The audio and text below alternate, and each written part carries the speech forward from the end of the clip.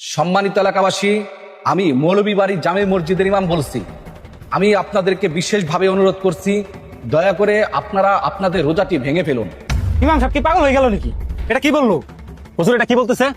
আমি 500 টাকা খেলাম লস, তারপর সে কইছে রোজা ভাঙার কথা। চল দিন হুজুর, আজকে খবর আছে। এই তুই কাজ করতে থাক, আমি একটু ইমাম সাহেবের কাছে যাবো। উনি কেন বললো রোজা ভাঙার কথা?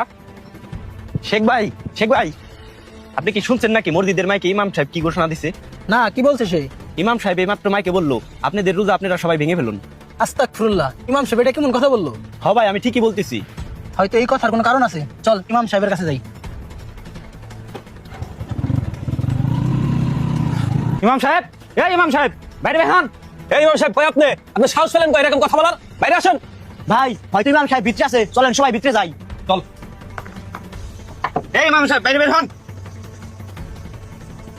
কিরে, ভিতরে দেখি কেউ নাই? আমার তো মনে হয় ইমাম সাহেব ভয় পেয়ে এখান থেকে চলে গেছে।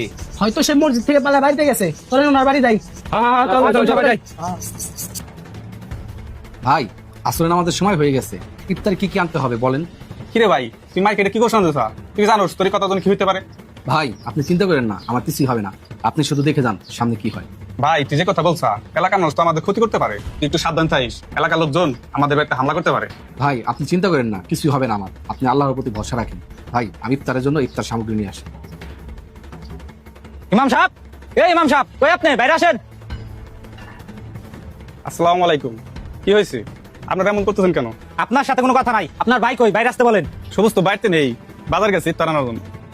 যেহেতু আসর নামাজের সময় হয়ে গেছে, সে তো অবশ্যই মসজিদে নামাজ পড়তে যাবো। আপনারা সবাই মসজিদে যান, আমি এখানে আছি।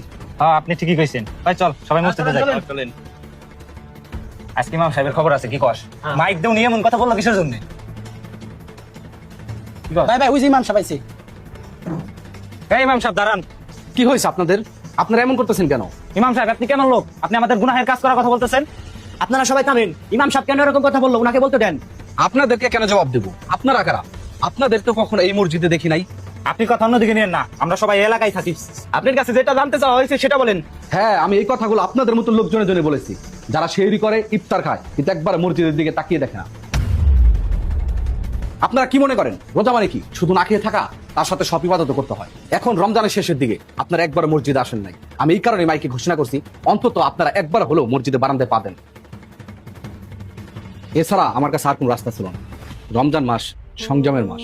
রমজান মাস পেয়েও যদি আমরা খারাপ কাজ থেকে বিরত থাকতে না পারি, আল্লাহর ইবাদত, নামাজ কালাম এগুলো যদি না করি, তাহলে এই রোজা রেখে লাভ কি বলেন আপনারা? অথচ দেখেন, এই রমজান মাস আমরা আল্লাহর ইবাদত করি না, নামাজ পড়ি না। আপনারা কি জানেন রাসূল সাল্লাল্লাহু আলাইহি ওয়াসাল্লাম কি বলেছেন? কেউ যদি এই রমজান